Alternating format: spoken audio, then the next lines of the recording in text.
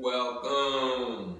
You with the nasty pastor, and I'm back with another chapter read of the fall of America. You feel what I'm saying? The fall of America. And has this really been enlightening for you?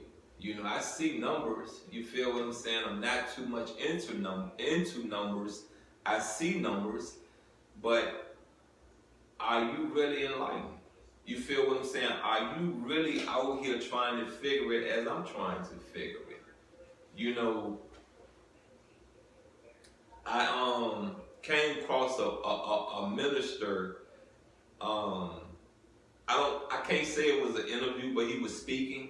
You feel what I'm saying? And he was touching down on the reparations. And you know, like he said, we was kidnapped. You know, I made a comment explaining, you know what I mean? No, we wasn't kidnapped. We were sold into slavery. You feel me? So the English had unlawful possession of us. You feel what I'm saying? And how I explained it to this minister, and he put it this way. He was like one of the first ones of Islam that Farrakhan allowed to speak out for real. You get what I'm saying? Like when I started getting into Farrakhan, he was the next person that Farrakhan was allowing to speak on a public platform. Now I don't know if he was speaking in a mosque, you feel what I'm saying, in a temple, but I know he was speaking on a public platform. You get what I'm saying? Speaking to the world, to the masses. And that's what he said. You got what I'm saying? And another comment I made was that explaining, you know, our own culture captured us and sold us. You know, another tribe captured us, sold us into slavery. You feel what I'm saying? So when you really hit the nail on the coffin and you really do the history of Africa, I've asked you before, why did the Nubians go outside of Africa to get a culture to come in and conquer us? We're talking about, you have the Hittites coming from the north. You get what I'm saying? I guess that would be considered northeast. Put it this way, they're coming from the top into Africa, and you have the Nubians coming from the bottom. You get what I'm saying? You understand what I'm saying? So we're fighting off two different, you know, we're fighting off another tribe within our culture, and we're fighting another culture at one time, and that's how the Nubians end up winning. So what do you think the Hittites got out of it? A piece of Kemet, right? I rest my case. You got what I'm saying? The early ancestors of Kemet, you feel me? The early ancestors of Kemet were strong, very strong. But I'm not gonna keep dwelling on that, because we're in what? The fall of America. Peep this out, you know what I mean? We're on chapter 32. The title is Babylon Could Have Been Saved, But She Was Not. Now, the minister already said that America is Babylon. You get what I'm saying? I already said it. I don't agree. I just don't agree with it. The minister already, and we're talking about Elijah Muhammad. Remember, Elijah Muhammad wrote and published this book and sent it out to the world in 1973. Now let's proceed and let's dive in. America seems to be the answer to many of the Bible's and the Holy Quran's prophecies. It is mentioned in Jeremiah that ancient Babylon could have been healed but was not, for her wickedness was such that she was neither healed nor forgiven.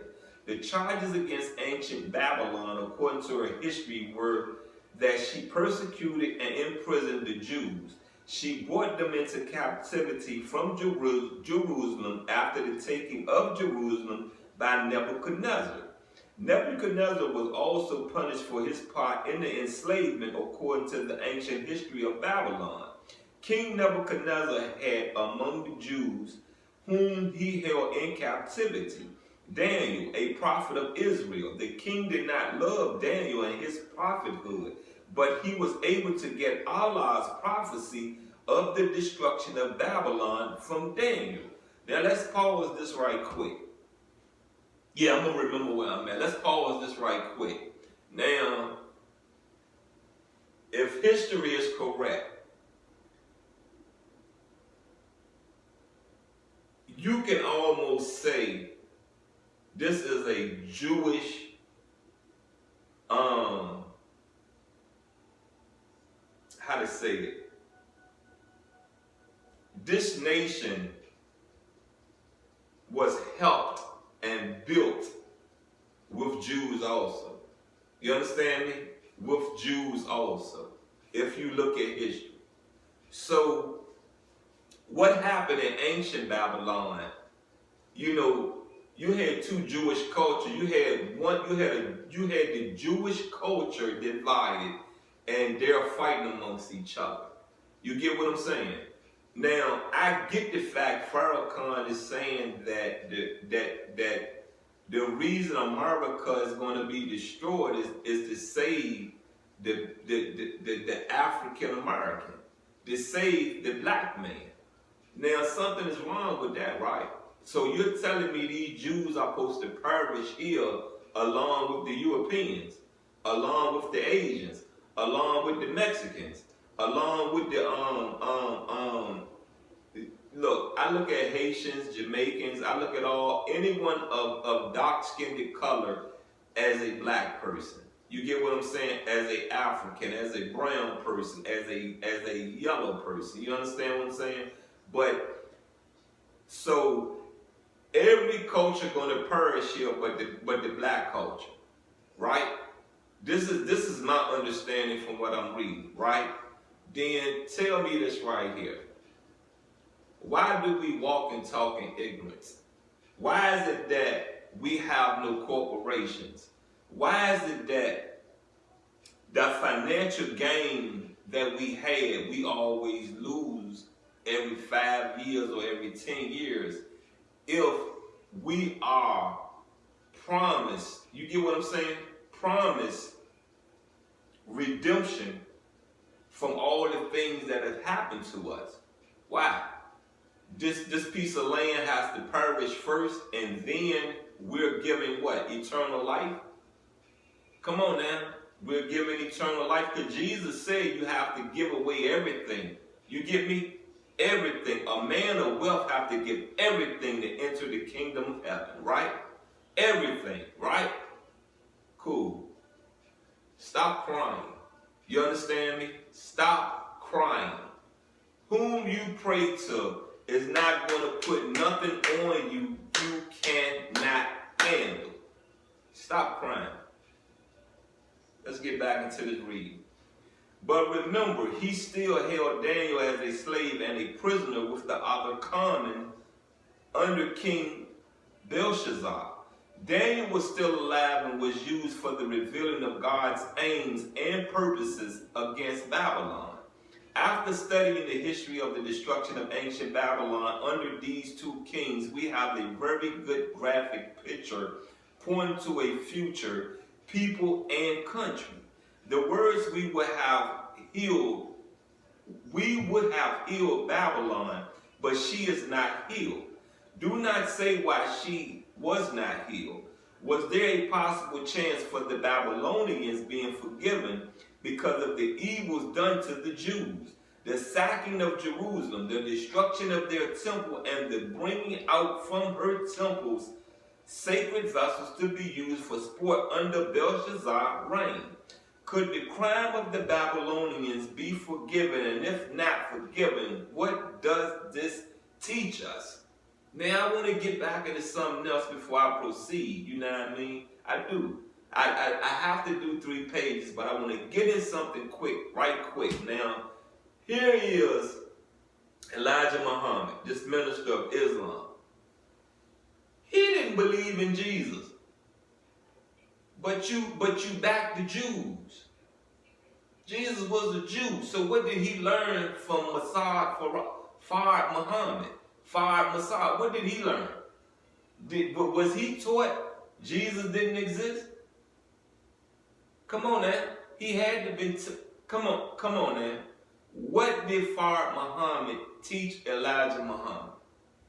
Because you're listening right here where he's bigging up these Jews, right? Right? His fight not against the Jews, right? And my question was, what did this Jewish man, because back in the days of Elijah Muhammad, you get what I'm saying? Of Elijah Muhammad, if you look at Jews, they look like Europeans. They look like the same white race that enslaved, you get me? Enslaved us Africans, beat us, hung us, raped. You get what I'm saying? Killed. You get what I'm saying? Come on, man. Come on. Something ain't right? Something conflicting, right? Cool. It's not the history of ancient Babylon's unforgiving evil a sign that a future enslavement of God's people, the American so-called Negro, would not be forgiven. Yet there may be a chance as Babylon had, but they will not do that which God desires them to do, so that he may pardon them and forgive them and prolong their time. The revelations of John's prophecies were that they repented, not of their evil deeds, but blasphemed the very name of God. And this is Revelation 16:19. Therefore, when a man is guilty of great evil done against the cause of God and his people, he cannot be forgiven unless he seeks forgiveness himself. We see this in the working of the fall of America today.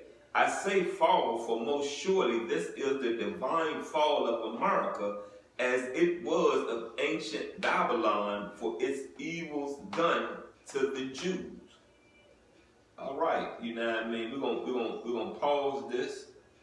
You know, we're gonna bookmark it and make sure that we're ready for the next part of this reading. But I just say this to you once again, you know what I mean? Use your common sense. Look around, read with understanding, read with patience, and drink slow. You get me? Drink slow. You know, you may not be as intelligent as the next person, but you are intelligent. You can understand what you're reading. You can process it to an understanding of how to say this, an understanding of knowing there's so much wickedness in the world. Your own mama will enslave you. Your own mama will lie to you. Your own mama, your own daddy, your own brother, cousin, sister, aunts, uncles, nieces, nephews, grandma, cousin, granddad, great, you feel what I'm saying? The great grandma, the great granddaddies will all do the same also. Peep this out, you know what I mean? The world we live in, as I said a long time ago, you know what I mean? It's you know, a place of knowledge, a place of struggle, a place of hate, a place of love, a place of conflict, and most of all, a place of judgment. You feel me? Judgment. Wake up. Slow your life down to the point you can control it. Not him, her, them, he, she, they. You can control it. You feel me? You can see what's going on. You can process what's going on. You can figure your issues, and you could be successful in handling your issues. We all have them. How you handle them is the key. You get me? We all have issues. How you handle your issues is the key. You've been with the Nasty Pastor. There's been another chapter read from Out the Fall of America. I love you. and I'm out.